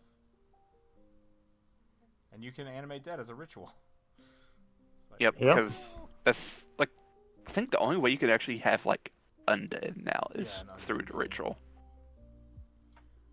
It's that, or it's getting the feature that lets you summon them as skeletons. Yeah. Which I appreciate both of those options. I feel like it makes more sense to have the animate corpse as a ritual, and I appreciate that it doesn't take spell slots. Yeah, the evil version of the cultivator lets you create undead, because you actually have to like learn how to create certain undead now. You just don't get to like create undead willy-nilly. You have to like learn a specific type. Yeah. Evil cultivator like lets you create the giant skeleton yokai undead. It's like massive. And what else was there? What do you mean at level 1 I don't get to make a necrocraft? Exactly. I want to make a level 20 necrocraft. Damn it. I have time and money. I'm gonna do it. But you're level 2. So what? Fuck you. I do what I want. I've had that argument with people before. They're like, it's like, it's stupid that you can't. Someone tried to make this argument with me that you can't at level 5 like make a level 20 magical item, and I'm like, I go for it. Like, it doesn't matter, because at that point, if you're trying to make something like hugely arcane, or not arcane, but like an artifact weapon or something. It's like, that sounds exactly like you're starting a cult to get enough low-level people together to summon a big thing. Like, you're trying to craft the ultimate weapon that you can use to take over the country, right? Like, this is an evil campaign. Like, that's what we're doing. And that's totally fine. You're just not going to be able to do it by yourself in your basement. Couched in those terms, I'm okay with that. Yeah, you get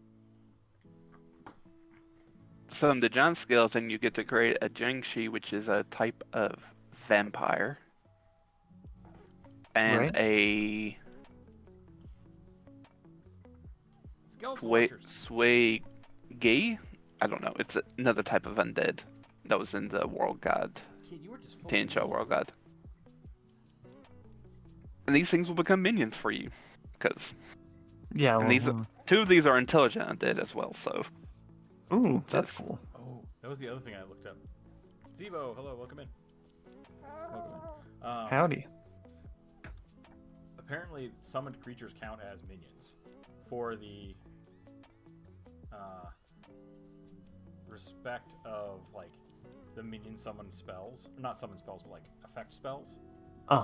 And so all those spells that like Jump Rope was trying to use originally to like buff the party with, those are all for summoned creatures. And it's like, oh, we gotta do this. So yeah. Did I not rule that we could use those for party members as well? I think you did, but Jump Rope's just like, oh, it's not what I wanted because it's supposed to be a minion, so I think she right. Yeah. But, okay. Yeah, because those would only work on like at the time mischief. Yeah. Right. Right. Which is not her minion. Well, Jump Rope, if it makes you feel any better and changes anything, I literally watched two Paizo developers in a Let's Play try to use one of those spells on a party member, read the fine print, and then say, what the fuck, this is stupid, why can't I use this on my party members? Yeah. You know what, screw it, we're gonna do it, and I'm gonna have a strong conversation with somebody next time I go into the office. It's one of those things where, like, the minion... Like, the same thing happened in, like, Diablo. Yeah. Because they would constantly, like, why the fuck am I getting X items? They're like, oh, that's for your minions. It's like, I don't use those. It's like, that's a whole part of the game. It's like, yeah, but I don't want to use it. Like, I want to play with my friends. So, like, that's always really frustrating when there's something that's... The developers are just kind of like, oh, yeah, everyone's going to buy minions. Everyone's going to have... people coming with him on the adventure. It's like nobody's gonna want to do that. Like that's not the intent. To be fair, second edition Pathfinder has in my opinion the best iteration of a companion system that I've seen. I think you're right too. Like I don't want to belittle it as it is, because like they did a good job of letting you like build and find and level them up too, which I think is great. Yeah. 3.5 had a really good one too. But most people are playing with party members. Like yeah. Most people are playing with party members, and most like character concepts are like a singular individual and don't really have room for a pet. Did you have something to add to that, Corvus? I was just gonna say, like, minions cover like a lot of things. So like, I mean, like animal companions are minions, familiars are minions. Any summoned animal that you have is a minion. I think with the one exception, I don't think Eidolons functionally count as minions because they're a bit too special. So that's good.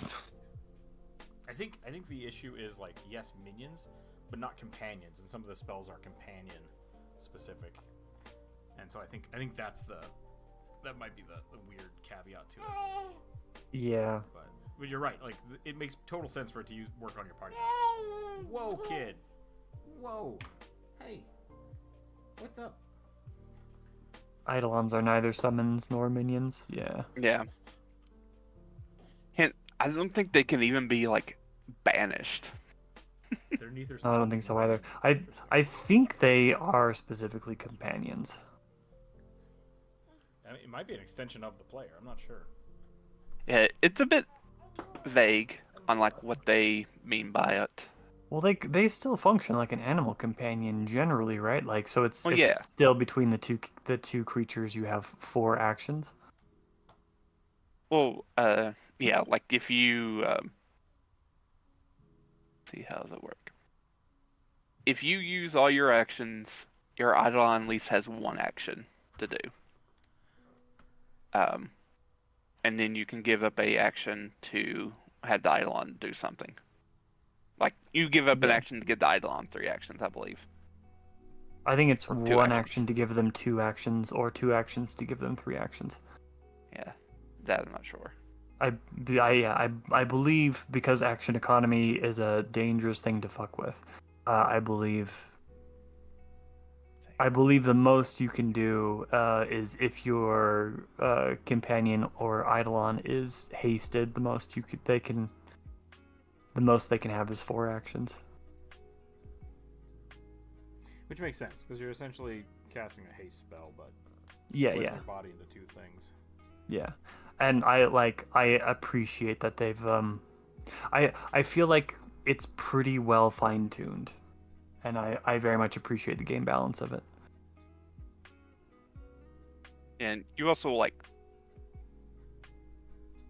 of specifically the summoner class, you're very much like the summoner kind of takes the backseat to the Eidolon.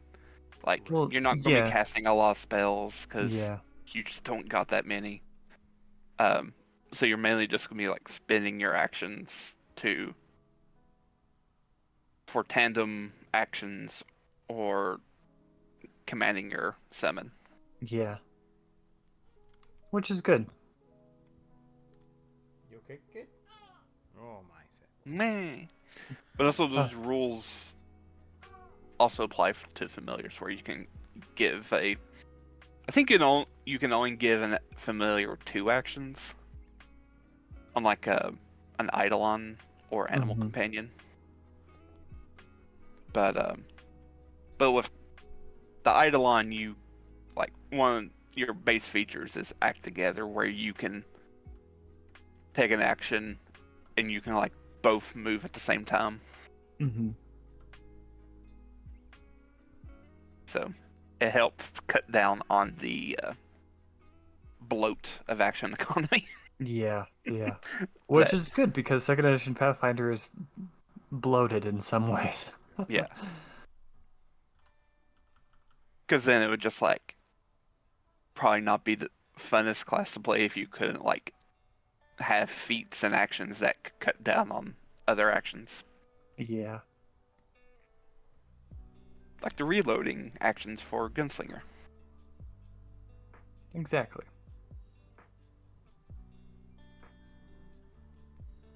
There are so many, though. Like, Oh yeah, you have plenty of options for reloading.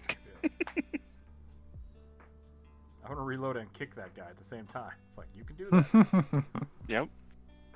I want to reload, but not think about my safety. I want to reload on the run. I want to be able to reload with 2 weapons in my hand. You mysteriously grow a 3rd arm. Or you just juggle everything. Yeah, it is juggling, isn't it? I think it is juggling. I Yeah. assume it's kind of implied and meant to be like you're juggling the firearms and loading them. Well, I think that's what I think the feat is called, like juggling reload or something like that. Maybe not. I think it's just called double reload. Yeah. It Or might paired be reload. There's like a juggler feat that allows you to do something similar. Oh yeah. Because there's like a juggling feat where you can like juggle weapons and then like throw them as you're like juggling them. I might need to go and hang out with this kid some more. He's just full of beans today. I don't know what's happening. Just super active. So. Actually, Just he might raging. right now because he's been running around for so much. Well, yeah, I mean, you still almost made it the full. Well, I mean, you made it 2 full hours. So. Yeah, he napped beforehand. So, kind of makes sense. He might be totally normal, and I'm just really tired today. That's also possible. It's been a very long week. What color should we make this scarf? I think I'm going to do two-tone, but... Corvus, are you playing tomorrow? Do I need to finish your... I don't know where y'all are tomorrow, so... we're back at the guild tomorrow. Okay. Yeah. I'm gonna have somebody from the government come in because you guys are too high level now for me to say no. It's totally normal that this mercenaries guild just like lets the strongest people in the world do whatever the fuck they want. So there will be a recruitment speech to start things out tomorrow, and like if you want to introduce new people, like we could potentially bring them in as part of the quote unquote secret police. Say that they're already there or something. Like we can discuss most of this tomorrow. Like I don't want to dictate the entirety of the logistics. I just want to like kind of present that as a change in the setting as we move forward, as you guys are recognized as being one, very powerful, two, a threat, and three, most importantly, an asset worth paying more money. So that's probably where we'll start, and then I'll have a it'll be another like small quest, probably combat focused, but we'll have opportunities for to learn more, and I'm going to try to do more stuff that deals with one, like the larger threats that have been happening in the world, to the political landscape that's been happening in the Empire, and three people's kind of individual story plots. So that's roughly where I'm going to try to get us moving towards tomorrow. But it all starts in the guild. Kidding. Some people do. Some people do. I still don't know what to do with Rokar. But I've been trying to figure out stuff for everybody. Honestly, I don't know what to do for Fiddy and Finite either. They ride off into sunset to a different country. Because, I mean, correct me if I'm wrong, Rook, but I think that Finny just wants to, like, have a shop and, like, do alchemical experiments and not be saddled with her family's business. And Finite just wants to be, like, led around by the nose by Grandmother Spider to be where he needs to be in order to protect the most people.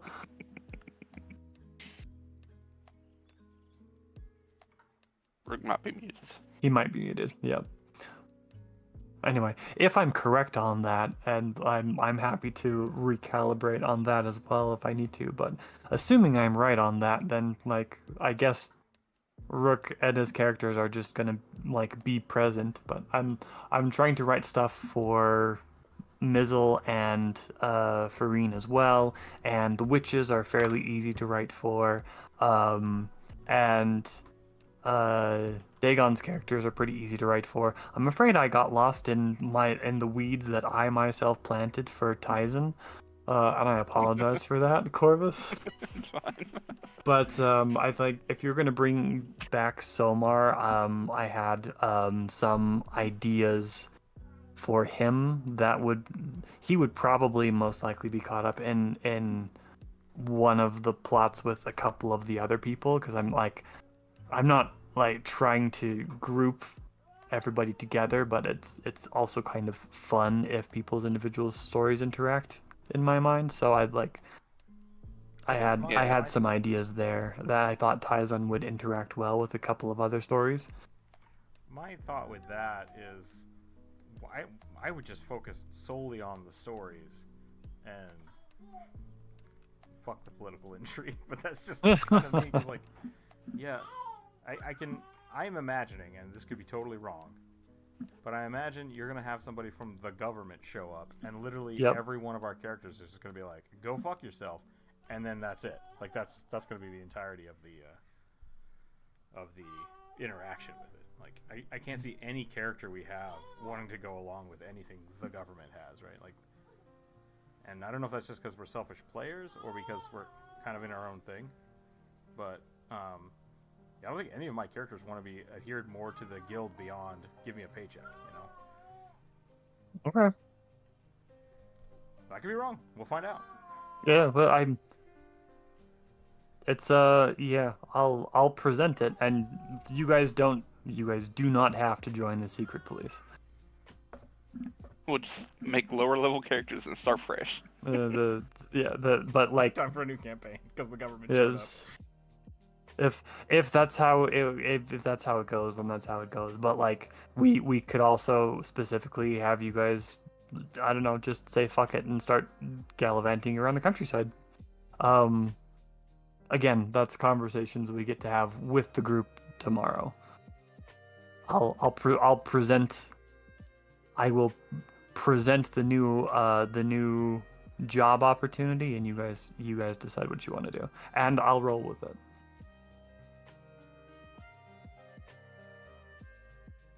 If we spend the entirety of tomorrow, like, with you guys not actually fighting, but just figuring out what the guild wants to do next, I'm totally good with that. Rook's least favorite thing to do.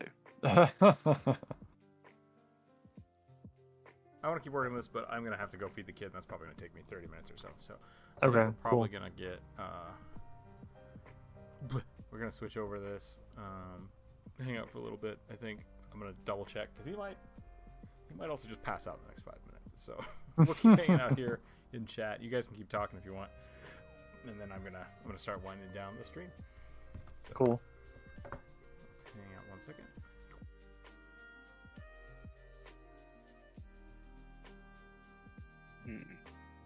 But Yeah, yeah, I only have 2 characters left, so. I mean, technically Tyson's still alive, but who knows where he is at the moment. if I left him in your hands. I was like, yeah, whatever yeah. happens is all on you. And I have thought about it. He might come back with an extra feat and forced into a contract with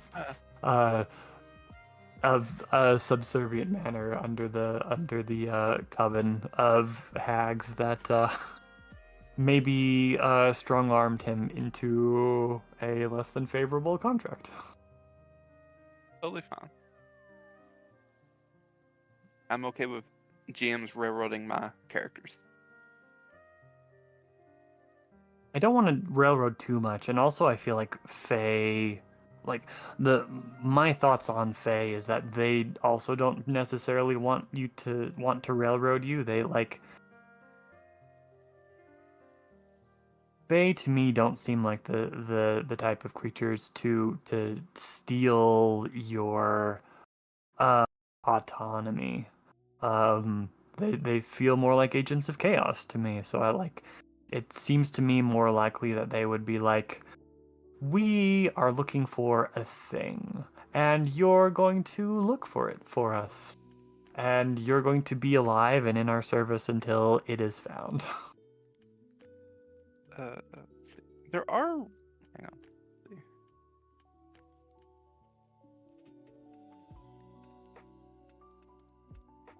Here it is. This might help you then. I know nothing about it. I just saw it the other day. But these are a thing in 2E. Ooh, I have not looked at these yet.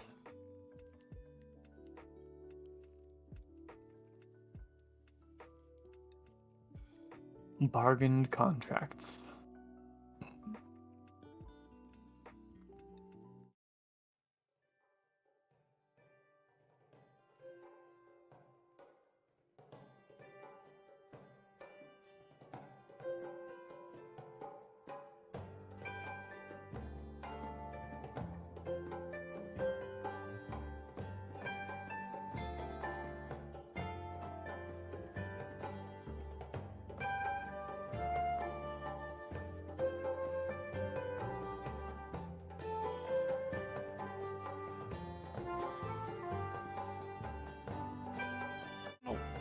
want to do. Since I haven't seen Velt, I have just assumed that they got enough money to buy a plot of land large enough for them, and they've just been tending their garden. Yeah. It's definitely they were more created just for me to experience the sorcerer class. Mm-hmm. They had no real story tied to them. Yeah, which is totally fine. I will say I think that Velt, the few times that I saw you play them, they were probably the most blast caster. They were probably the highest damage dealer in the group. That's because I took them on strategic missions. Missions I was Yeah. You certainly melted my undead. It's we were toad undead, and Vel has solar beam. It works. Did I metagame a tiny bit? Yes. I'm not gonna lie.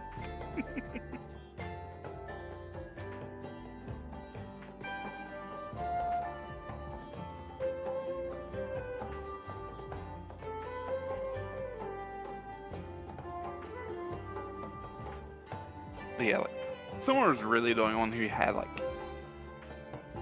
any real backstory written about them. Mm-hmm. So it'll be kind of funny if they run into said noble son that they swindled out of a couple hundred gold. Mm-hmm.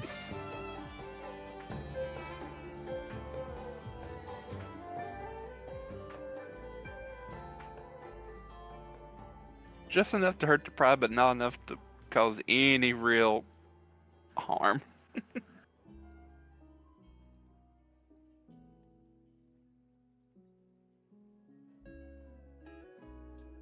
Interesting.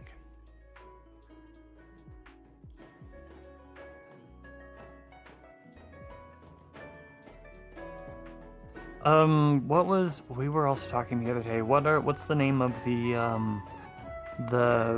feats that can only be accessed by a GM giving them to a player? They're the deviant feats. Yeah, that's it. It's also from the Dark Archive book. So they added some later on, but yeah. Right. I want to Deviant look at those too. And then there's also Aftermath feats, which I guess technically you have to ask the GM about. Somar has one of those, the Lingering Chill. Yeah. I remember. I liked that. It was very cool. They went down twice to an ice spell. Ramen time. Yeah, I didn't forget lunch. I just only had a protein bar. Those things can fill you up. They keep me alive currently. They keep me alive. Moon radishes. Yeah, I've had a little bit of difficulty with getting enough nutrition recently because my stomach hasn't been working great. So protein supplement is it has been useful in getting me back on my feet.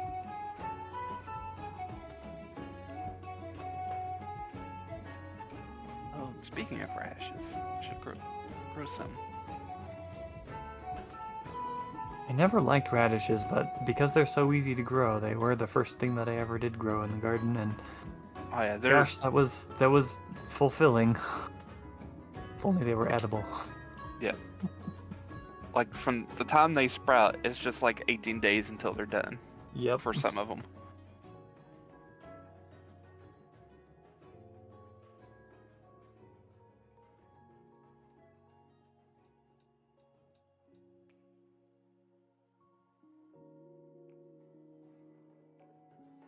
You should also sit down one day to figure out the mostly probably NPC that I want to create.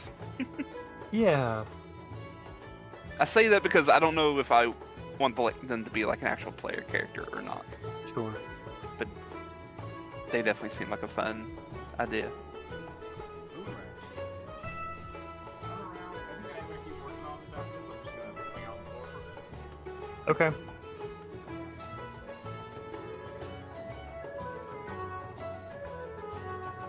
So I like the, I might choose, the bargain contracts are cool, but I don't want to reduce your possible investitures.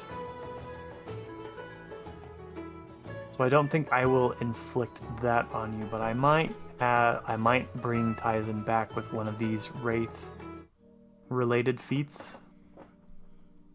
And it will, yeah, Wraith type deviations often result from Lordy. contact with otherworldly presences or artifacts. Let's see.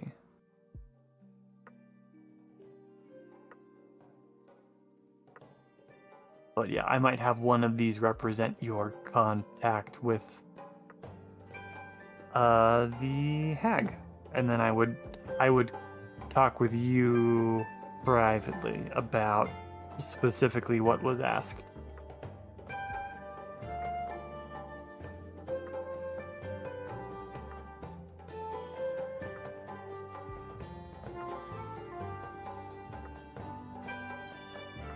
The backlash could be a cool thing to play with. Bah. Okay. This isn't gonna work. Nope. I'm gonna call it a bit. Thanks everybody for Okay. hanging out. I tried. He doesn't want to eat. He just wants to jump around on me, so we're gonna do that for a while. I will probably try to finish this up this weekend. I'll post the final in Discord. I'll try to make tokens for this and the last one I made, which was the dragon-armed dude. So those will be up for the Patreon members and stuff. And yeah. Other than that, that's all I got. You guys have a wonderful weekend. We'll play some D&D this weekend, I guess. We'll try that stuff out. Mm-hmm. And that's all I got. So thanks again. Thanks for hanging out. Thanks for the suggestions this week. Sorry we only got 3 or 4 of them done. We'll try again next week and keep going from there. So, oh, I'm on the wrong one. Hold on. There we go. So thanks again, everybody. Stay happy, stay healthy, keep your dice on the table, and we'll catch you all next time. Bye, everyone. Bye.